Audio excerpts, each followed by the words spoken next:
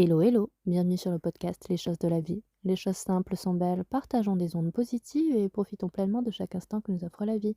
J'espère que mon contenu te plaira et je te dis à très vite. Aujourd'hui, on va parler de tips pour maîtriser son budget et ses dépenses au quotidien. Et pour commencer, on va parler du poste de dépense le plus important dans les différents ménages, c'est l'alimentation.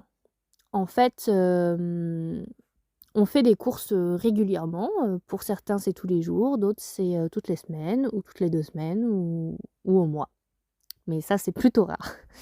Alors, ce qu'il faut faire déjà, c'est quand on va faire ses courses, on va préparer une liste pour anticiper les différents plats qu'on veut faire dans la semaine et pour ça, il faut aussi aller faire les courses en ayant déjà mangé. Parce que quand on a le ventre plein, on va pas aller, vers des cochonneries ou, vers des choses que vous n'achèteriez pas d'habitude.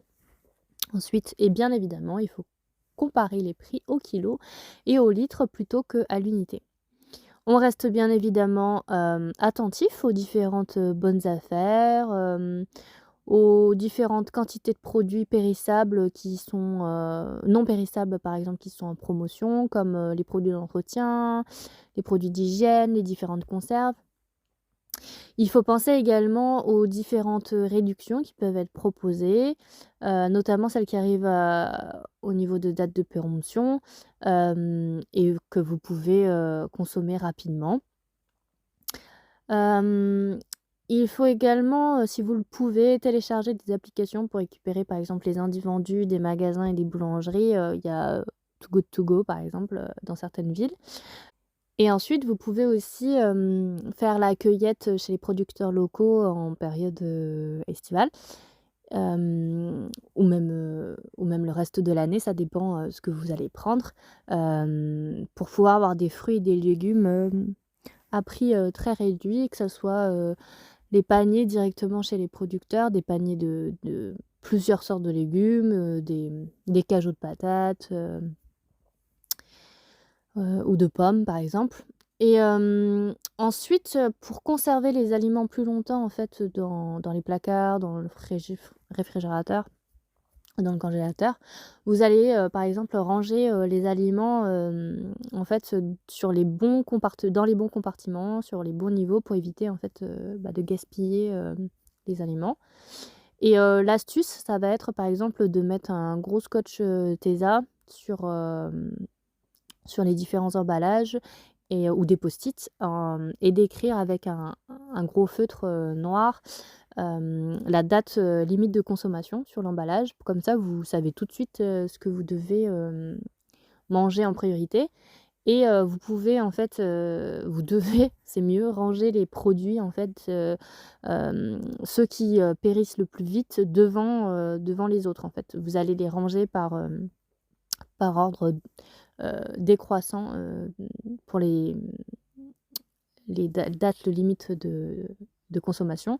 Donc ceux qui périssent très rapidement, vous les mettez en haut de la pile ou devant vous, au plus proche pour que vous les preniez en premier.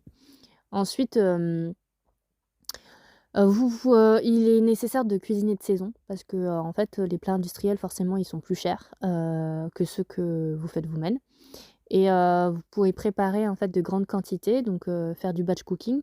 Comme ça, vous pouvez les mettre dans des tupperwares et les congeler pour, pouvoir les manger plus tard. Un, ça vous gagne du temps et puis 2, ça vous fait une économie.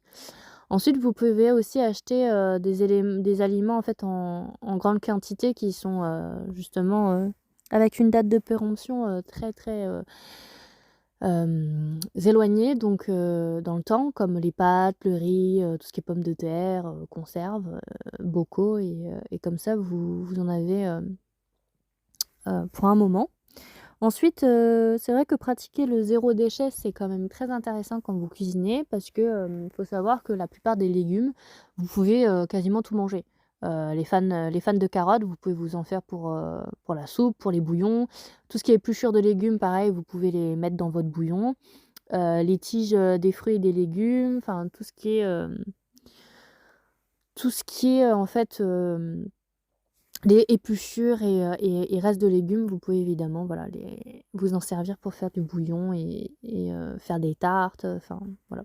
Et vous pouvez également, même si vous avez du pain qui est rassis, vous en servir pour faire du pain perdu ou pour faire des nuggets, voilà, c'est très bon. Ensuite, on va parler d'économie au niveau du logement. Alors, vous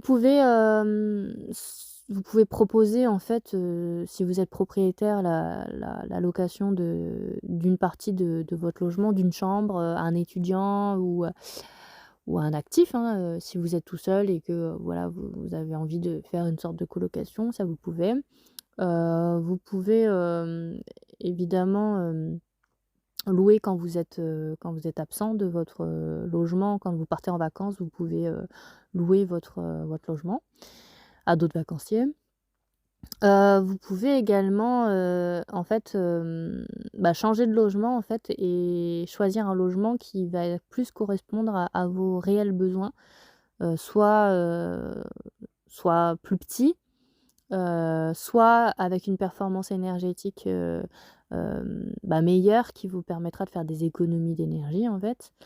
Hem Vous pouvez, en fait, en parlant d'énergie, en fait, comparer les offres d'électricité et de gaz pour vérifier, en fait, si en fait votre fournisseur d'énergie, enfin, vous pouvez en trouver un, moins cher. Vous pouvez également, adopter des éco-gestes, dans le quotidien, notamment, en pensant bien à,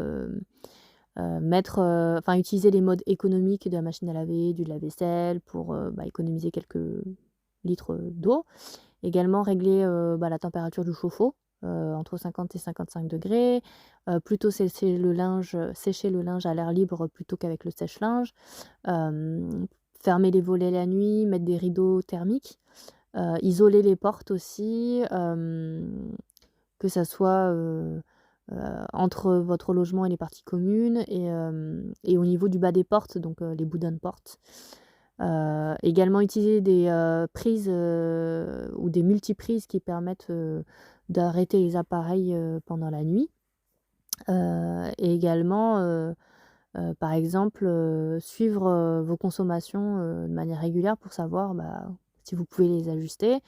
Et au niveau de la température du logement, de régler, les radiateurs à 19°, pour, les parties, salon, salle à manger et pour la partie, nuit, plutôt, à 17°, en fait, de nuit. Ensuite, pour l'assurance habitation, vous pouvez, vérifier, et régulariser, en fait, le montant de votre assurance annuelle parce que, voilà, vous pouvez voir si vous pouvez, changer d'assurance aussi, habitation aussi, voire d'assureur pour savoir si vous pouvez payer moins cher. Enfin, c'est toujours important de comparer les prix. De vérifier, en fait, que vous êtes bien assuré en termes de risques, locatifs ou de risques, en tant que propriétaire, hein, au niveau dégâts des eaux, les incendies, les biens mobiliers que vous possédez, vérifiez que vous les avez aussi assurés, on ne sait jamais. Et hem et voilà, c'est important de faire le point sur les besoins, de comparer les offres et de changer, aux besoins d'assureur. Sur la partie, transport, mobilité, si vous avez un véhicule, vérifiez que votre véhicule, est encore, en bon état. Vous pouvez essayer de renégocier, votre assurance. N'oubliez pas, par exemple, vous avez, chez certaines assurances comme par exemple chez MAF, ce qu'on appelle, un bonus au kilométrage. Et si vous faites moins de 8 000 kilomètres par an, vous avez une réduction, de 10 sur votre, assurance, voiture, par exemple. Vous pouvez, bien évidemment, comparer les prix des carburants suivant les différentes stations. Hem, Comparer les prix, pour les stationnements, si jamais vous devez payer un parking, ou un garage. Heu, voilà. Et puis, bien entretenir votre véhicule pour éviter, des dommages, une usure trop importante et faire les réparations du véhicule dans les temps pour éviter que voilà, d'avoir des dépenses plus importantes à moyen long terme. Vous avez aussi, des primes à la conversion ou des bonus écologiques si jamais vous souhaitez, changer de véhicule et opter pour des véhicules, soit électriques, soit hybrides. Hem et bien évidemment, si vous conduisez avec, voilà, si vous avez une conduite souple, ça permettra aussi de réduire la consommation de carburant sur, vos trajets voiture et vous pouvez également grouper les trajets, pour, notamment faire les courses, faire le plein dans le même temps, essayer de joindre, de faire plusieurs choses, voilà, pour éviter de vous déplacer plusieurs fois. Et également privilégier le covoiturage, pour les longues distances, voilà, si vous pouvez faire du covoiturage avec des collègues ou avec des personnes qui travaillent à proximité de votre travail, hem, ou même de prendre les transports en commun aussi. Vous pouvez aussi mettre votre véhicule en location pour des particuliers, pour les moments où vous en avez, le moins besoin. Hem, ensuite, au niveau des autres mobilités, on va dire actives, par exemple, pour l'achat des vélos, vous avez aussi des aides, qui peuvent être proposées par, votre commune, notamment, une prime à la conversion, pour acheter, votre nouveau vélo avec une partie du prix du vélo, à assistance électrique qui peut être financée. Heu, ça peut être, intéressant. Ça peut être aussi, d'avoir des tarifs réduits ou des cartes de réduction, pour les vélos en libre service ou les transports en commun. Que ça soit, grâce à votre travail, ou grâce, au fait que vous soyez une famille nombreuse ou que vous soyez, jeune, étudiant, demandeur d'emploi ou senior. Et puis si vous déclarez le fait que vous venez en vélo, ou en transport en commun, votre employeur, il peut prendre en charge, 5 à minima 50 du prix de votre abonnement. Dans certaines structures, ça peut même monter jusqu'à 75. Ensuite, au niveau, du poste de dépenses liées aux loisirs, à la culture, au divertissement, hem, alors vous pouvez, vérifier auprès de votre commune. Il y a certaines communes qui distribuent des tickets, loisirs ou des coupons de sport. Il y a la caisse d'allocation familiale qui peut, faire bénéficier d'aides pour les enfants, de 4 à 16 ans. Il y a aussi des dispositifs, tels que le passeport, qui permet d'avoir une allocation, rentrée sportive de 50 €, qui est à demander sur le site internet. Vous avez aussi les passes colo pour, une aide financière qui peut aller jusqu'à 350 €, suivant le quotient familial et suivant ça permet de le déduire directement d'un prix de séjour. Et il y a aussi le pass culture bien évidemment pour les 15-21 ans, sous condition de sans aucune condition de ressources et qui permet, en fait, aux jeunes, de pouvoir, aller au musée, aller au cinéma, voilà, faire des activités. Et puis il y a aussi ce qu'on appelle les bourses aux billets qui permettent d'avoir des prix réduits sur les différents spectacles. Donc faut pas hésiter à aller se renseigner, dans les mairies à la mairie, ou dans les associations parce qu'il y a des voilà, il y a des choses, qui peuvent être intéressantes, à prendre, voilà, au niveau des informations, d'activités. Il y a aussi pas mal d'activités qui sont gratuites, notamment les balades, aller à la bibliothèque, visiter, des musées virtuellement. Il y a de plus en plus de divertissements qui sont possibles de faire, voilà, que ça soit à distance ou à partager en famille, voilà, de manière gratuite. Soyez aussi à l'affût des journées, justement, où c'est gratuit, journée du patrimoine, journée, voilà, de découverte, que ça soit au printemps, ou à l'été, il y a des journées, où il y a des fêtes et festivals qui sont entièrement gratuits. Ensuite, au niveau des frais bancaires, vous pouvez faire des économies, en fait, en comparant, les différents, tarifs, bancaires du marché. N'hésitez pas à changer de banque s'il y a besoin. Vous pouvez aussi, alors consulter régulièrement vos comptes bancaires en installant une application sur votre téléphone pour réagir aux moindres problèmes. Hem et également, ce qu'il faut, C'est bien aussi faire le point avec, votre conseiller bancaire, voilà, de manière régulière, au moins une fois par an, pour voir, qu'est-ce que vous pouvez faire aussi, comment vous pouvez optimiser, vos revenus, mieux gérer, voilà, vos revenus. Ensuite, vous pouvez optimiser, vos impôts, notamment en déclarant, certains frais, réels, professionnels, notamment les frais kilométriques, les frais de repas que vous pouvez déduire.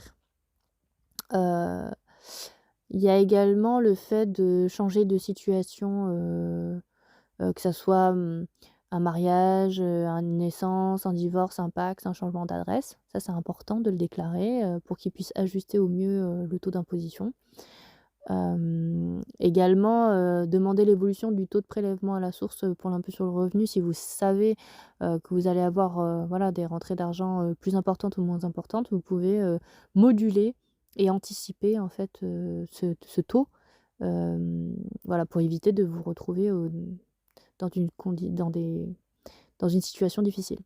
Vous pouvez également demander, à l'administration fiscale de mettre en place un délai de paiement ou de faire, une remise, gracieuse si vous avez des difficultés.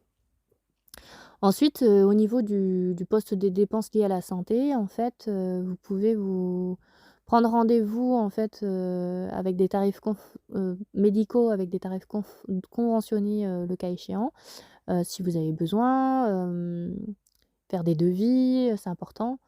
Et bien choisir en fait, votre mutuelle. Ça, faut vraiment faire, comparer les prix et ne pas hésiter à changer, si ça vous convient pas.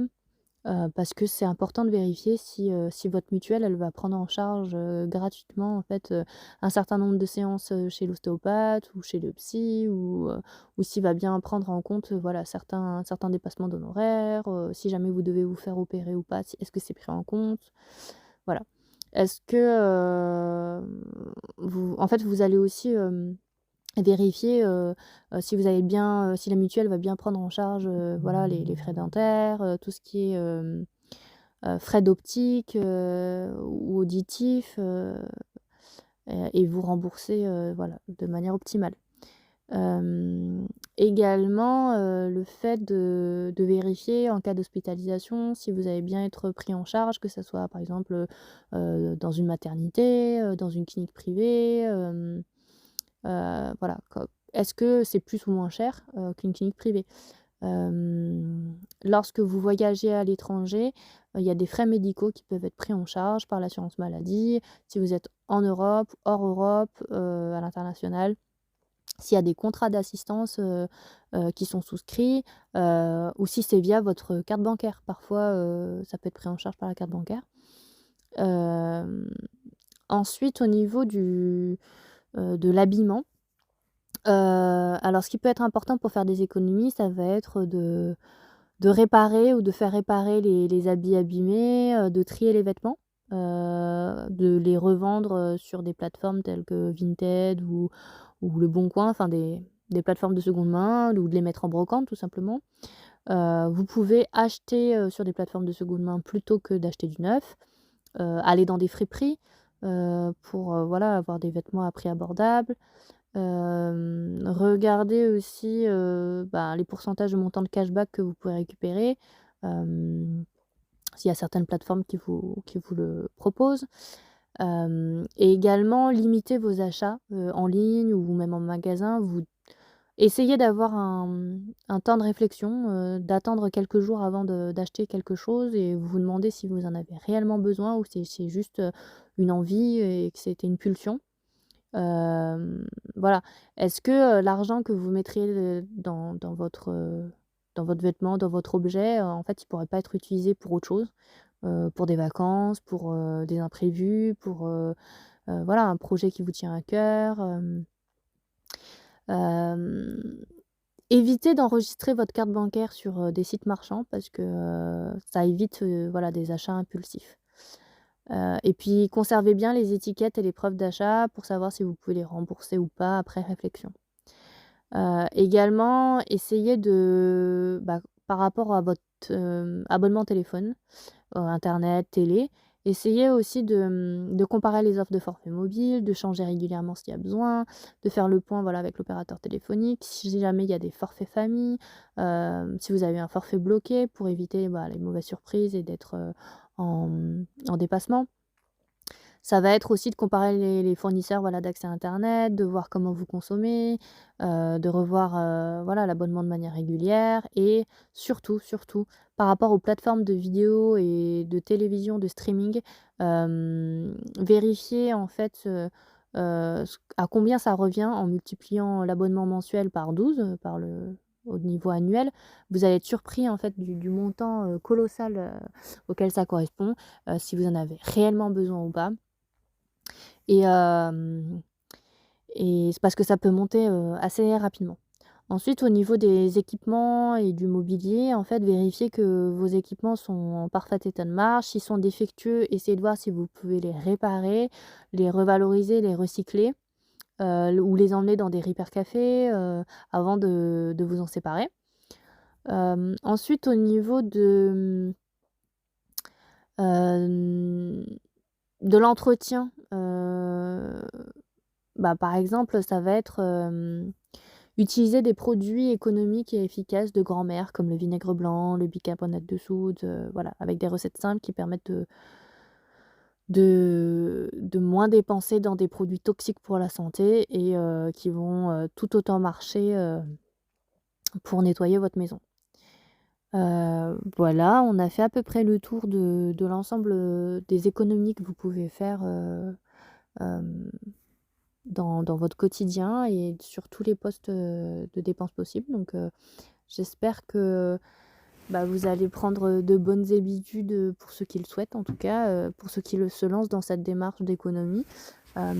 Faut pas le voir comme, une frustration, mais plutôt comme le fait de si on fait attention à ses dépenses, ça permet en fait de mieux en profiter dans des activités, dans des vacances, dans d'autres choses et ça vous permet aussi bah, d'avoir une meilleure, appréhension, une meilleure, pardon, connaissance aussi, heu, bah, de votre mode de vie, moins consumériste, plus frugal, plus durable et plus vertueux, tout simplement.